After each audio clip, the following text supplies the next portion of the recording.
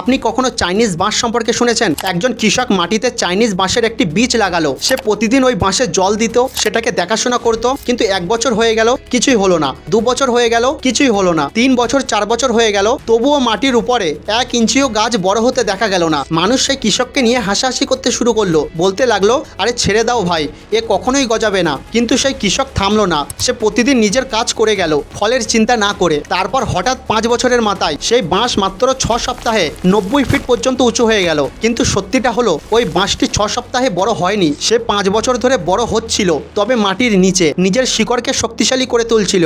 আর ঠিক এমনই হয় আপনার ছোট ছোট দৈনিক অভ্যাসগুলো। প্রতিদিন 10 মিনিট পড়াশোনা করা, প্রতিদিন ব্যায়াম করা, প্রতিদিন কোনো একটি স্কিলের উপরে কাজ করা। শুরুর দিকে কোনো পরিবর্তন দেখা যায় না, অনেক সময় মনে হয় এত পরিশ্রম করে কী লাভ, কিছুই তো হচ্ছে না। কিন্তু না, তখন আপনি নিজের ভিতরের শিকড়কে শক্তিশালী করে তুলছেন। আর একদিন সেই ছোট ছোট অভ্যাসগুলোই এত বড় রেজাল্ট এনে দেয় যে মানুষ বলতে থাকে, এ তো রাতারাতি সফল হয়ে গেল। কিন্তু সত্যিটা হলো, রাতারাতি কেউ সফল হয় না, এর পিছনে থাকে বছরের পর বছর ধারাবাহিক পরিশ্রম। তাহলে বুঝলেন তো, এটাই হলো ছোট ছোট অভ্যাসের আসল শক্তি। তো আপনি প্রতিদিন কোন একটি অভ্যাস নিয়মিত ফলো করেন, কমেন্টে জানাবেন। আর এমন আরও ভিডিও দেখার জন্য দ্য মোটিভেশন সিটিকে সাবস্ক্রাইব করুন।